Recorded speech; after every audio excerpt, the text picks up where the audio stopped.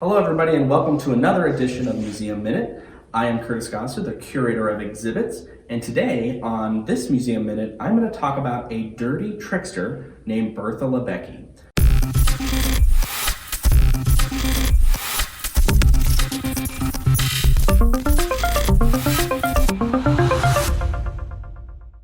Bertha was born in 1880 and she was a notorious pickpocket and shoplifter who basically pickpocketed and shoplifted her way across the Midwest. Bertha had a very charismatic way of carrying out her crimes. She claimed to suffer from a form of epilepsy and would often collapse into the arms of victims just waiting. And when Good Samaritans would come to her aid, she would pick their pockets, giving her the name Fainting Bertha. Now, although it might not be evident in her 1911 mugshot, Bertha was an extremely attractive woman. She was petite, blonde, blue-eyed, and a real eye-catcher in her youth, which very much worked in her favor. Now, early on, Bertha was able to convince officers that she was sorry for the acts that she had committed and promised to never steal again. And this innocent act worked for quite a while, and they would just let her go. Or when an arrest was successful, Bertha was able to pick the pockets of her jailers, get the keys, and escape. She soon developed a very colorful reputation and had to travel from city to city to ply her trade. Now, after one attempt at pickpocketing, she was arrested and sent to the Nebraska State Penitentiary. And shortly after going to the pen where her beautiful mugshot was taken, she became quite unmanageable. She threatened to hang herself and even drowned herself in the bathtub. And these comments ended up getting her sent to the insane asylum in Hastings, also known as Ingleside, where she was kept in a locked room most of the time and did needlework to pass the time away.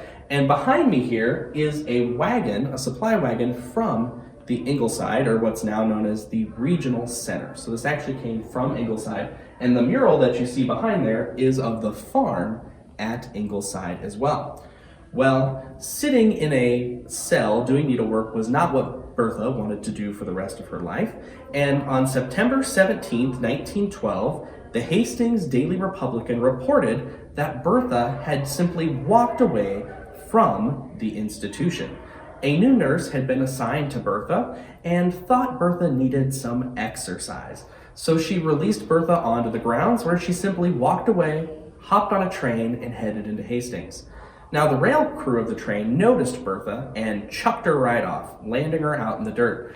But since it was only about 2 miles between the institution and the town, she was able to just walk right back in to Hastings, where the police discovered her at the Burlington Stockyards. Now the police picked her up and attempted to bring her back to the asylum, but somehow Bertha was actually able to steal their horse and cart and get away with it.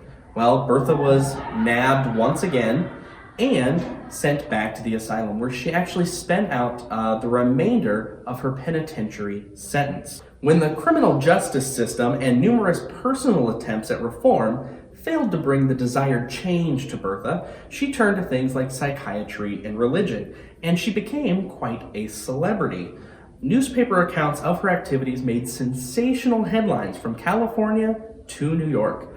The Lincoln Daily Star in October of 1913 reported that she was probably the best-known woman criminal in the United States. Bertha died at the State Hospital for the Insane in Lincoln at the age of 59, and at her time of death, she had been a resident for approximately 20 years. She was then buried on the hospital grounds. And that's everything I have for the Museum Minute today. For more educational resources and digital content, please check out our website at hastingsmuseum.org.